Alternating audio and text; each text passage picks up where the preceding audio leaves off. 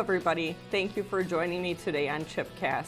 My name is Laura Chipieski. I am the Independent Living Administrator here at Alegria Village. No guests with me today, just a couple of updates on things that are going on. I took cues from some of my town halls on things that everybody likes to hear about, so I thought I would start with some of those. I have what might be the most important thing, the best information I've given is since I've gotten here maybe. So we've all known that since we changed over to Centrix, there was a problem with channel 3, which was channel 7, and I'm still unsure if there's multiple channels that are related to that. I've been told that.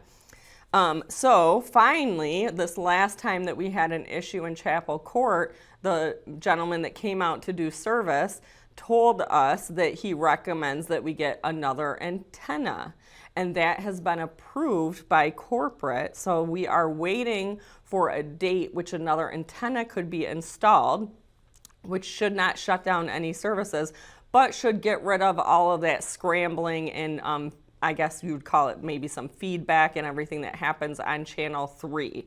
So that should be good news, because I know it drives everybody insane that that channel goes out all the time, and that when it is on, a lot of times you can't really see the channel. So that is good news. We appreciate the gentleman that came out and did what we asked of him versus the ones that did not do what we asked of him. But hey, it is what it is.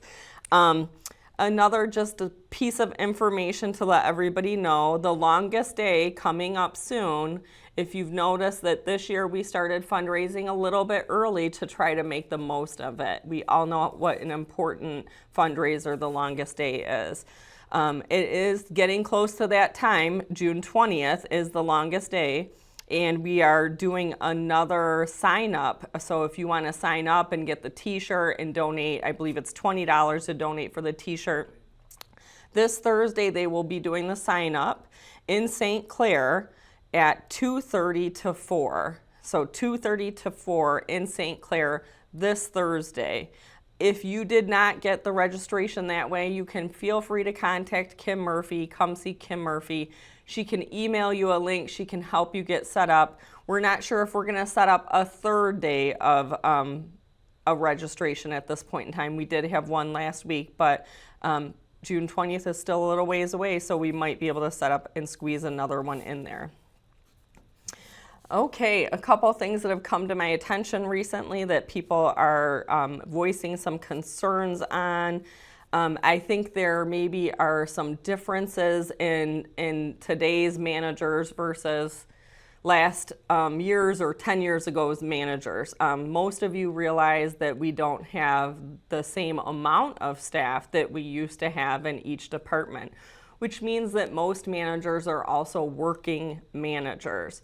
So if you call a department and the manager does not answer the phone, we need you to leave the message on the voicemail of who you are and what the concern is, so that we can get that information. Currently, we're finding a lot of people get frustrated if somebody doesn't answer the phone, and then they call to multiple different departments looking for the person, but we're not sitting at our desk a lot. Many of you see me in the hallways, see me outside looking at different things. I'm not even sitting at my desk a lot. A lot of times when we are at our desk, it's because we're on a Zoom or we're taking care of bills, so we're really not trying to be on the phone per se. We usually have time set aside where we call different people as needed, or we assign that to somebody else to call to follow up on what needed to be done. So please use our voicemails wisely. Leave your name, leave your apartment number, leave your concerns so that we can get it to the correct person. Calling everybody under the sun is not really going to get you to that person. So we just need you to understand that everybody here is a working manager, and please go ahead and use their voicemail and they will get back to you as soon as possible. Let's see, one other thing I want to bring up. I know I've talked about this before, but recently we had another event where an accident happened in somebody's apartment and water was left running, and thus it flooded a little bit of the apartment below. So this is the reason that we bring up renter's insurance being important. If something like that was to happen, that is purely an accident, it is something that was out of everybody's control. Nobody would be concerned that things needed to be replaced or items needed to be repaired or whatever may happen. I hate to say it just as bluntly as can be, but Allegria Village cannot pay for everybody's recovery from accidents. So this is the importance of renter's insurance. I did team up with marketing and sales and also with Resident Life. I asked them to reach out to some local contacts to see if we can get anybody in here to offer any type of renter's insurance and to do a discussion about it. So we will have more information to come on that. I just want to make sure that everybody really is aware of the concept. Renter's insurance, I got it when I rented my apartment. Didn't need to didn't need it, thank God, but it is something that's good because we do live with other people where accidents could happen, and people tend to get very angry about those accidents. It's an accident because, like it says, it's an accident. Nobody means for things to happen. So we're not asking the person that accidentally left the water running or, God forbid, had something happen to them in a medical emergency. We can't ask them to pay for damages for another person's apartment, but I also cannot give away the money by just paying for that at that point in time too. That's why it's important to have renter's insurance, no matter where you live. If you're renting a home, renting an apartment here or someplace else, every place that you rent will suggest you have renter's insurance. It's a small bill, but believe me, when you need it, you're grateful that you paid it. So more to come on renter's insurance. Well, since the weather has been so amazing, everybody's been outside, and so have I. We noticed that patios per se and balconies, they're kind of getting a little out of control, to say the least. There's quite a few patios that are being used more as storage units.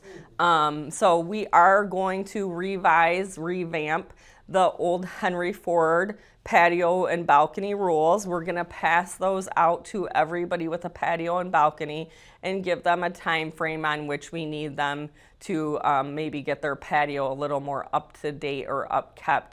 Our big concern, obviously, is rodents that can hide behind and under different things.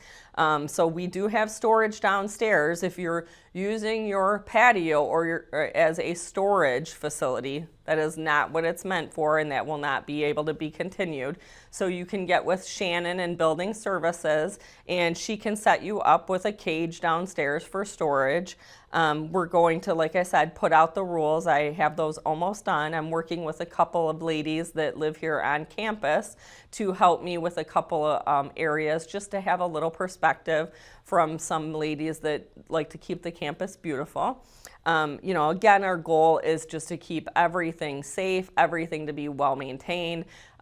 People don't like to walk the campus and then see something unsightly. And then obviously that unsightly could have the bad effect of having rodents or something that are closer to the building that needs to not be close to the building. So we want to address the patios for a lot of reasons. No grills on the patios or the balconies. That is not acceptable at pretty much any apartments these days. So we're going to continue that. So look for those rules to come soon. If you have a patio or a balcony, some of you have seen me taking some pictures. I've debated on having some pictures of a pro and a con kind of a thing to give people examples. So some of you saw me taking pictures of your patios and you asked me what was going on. I tend to just do work by being out and about to see what happens, and then to see different things that people are doing, because it's hard to make a rule sitting from your desk when you're not really looking at anything. So I took a walk on one of these lovely days. I took a couple walks to look at some patios. Some of you have some amazing patios. They're very beautiful. You take good care of them. And some of you need a little bit of work on your patio. So we're going to give you some ways to get that work completed. Speaking of the outside, we know that the trash cans on the outside have been a hot topic since I started. They're very expensive, and honestly, they're being used for the wrong things. I know it's kind of like, how is a trash can being used for the wrong thing? It's trash. But different things go in trash cans that are acceptable. Throwing your household trash bags away in a hallway or an exterior trash can is not the way that you should be disposing of it. We do have the trash pickup twice a week. You can call for trash pickup in between. And then there's the docks at St. Clair and at Great Lakes for trash. Since we decided as a company to lessen the amount of exterior trash cans, because what was happening was there was rodents living underneath them. We were packing those holes and nests with poison and filling them, and I don't know what kind of super rodents we had, because they were throwing that stuff right back out and living there. So we had to make a decision, and the decision was made to do more interior trash cans. Well, since we had the interior trash cans, we're noticing that some people are choosing to pile trash bags next to the interior trash cans. So we went back to the beginning, and what we thought about was, we have new caregivers and new families coming in here all the time. And strangely enough, somehow the trash has never been labeled at St. Clair or Great Lakes the entire time this building has been in existence. So we're going to put up some signs so that everybody is aware, and we're going to also revise and resend out the caregiver policy procedure to make sure that the caregivers, who just in their defense are taught to not keep briefs and things in a room with somebody, because if you ever have had many briefs stored in a small place, especially a warm place, it's not pleasant. So we understand they're taking it out. The question is, do they even know where to take it? And I'm going to say, I don't think that they do all know where to take it. So we're going to start with that instead of just casting blame and being angry about it. We're going to start with making sure that everybody's aware of what needs to be done and where it needs to go. So that is also, so the patios and the caregivers knowing where the trash is are our two main priorities right now, to make sure that we keep the campus looking good, keep the trash where it's supposed to be, and keep everything pleasant for everyone. And lastly, I know that if any of you are in touch with Miss Marian Harris or Miss Joanna Dalla Santa, those two are working very diligently on getting you some new planters. I believe that we'll be putting them up in the next week or two. So please tell them thank you when you see them, and we will be working on getting those up and put together to keep everything looking good just in time, so that we can take advantage of all the beautiful areas the campus has to offer. Right now, that is all the information I have for you. I kept it a little bit shorter this time. Didn't go too far out, just in case things catch up with me my few days off, and then I have to backpedal and take care of some other things. So if there's ever any topics you would like to hear about on Chipcast, please let me know. You can contact Kim Murphy also. You can let her know. I am working on getting Dr. Asbahi from the medical clinic here. He has agreed. So his stage fright is now going to be resolved, or he's just going to look like deer in headlights in the camera. I'll tease him and we should be okay. So he is going to be on here in the next few episodes, just to make sure that everybody is aware who he is, the services that he provides. Just because, again, the medical center was brought to my attention at the beginning of getting here, how important it was and how useful it is. Obviously, it's very useful. If I didn't have to leave my home to see a doctor, but to walk down the hallway, I would just walk down the hallway on a regular basis. Nobody wants to go sit in the waiting rooms at the doctor's office. That can take forever. So getting you to see Dr. Asbahi, if that's what you need, again, we'll talk more about that when he's here. So I'm looking forward to embarrassing him a little bit on the TV. Everybody's afraid to be on here with me. So anyways, it's been great talking to all of you. I look forward to seeing everybody out and about on the campus, and please know that if there is a topic, we will try to touch base and discuss it if it is a campus-wide topic. So other than that, I hope you enjoy all this beautiful weather coming up, and I will see you around the campus. Have a good day.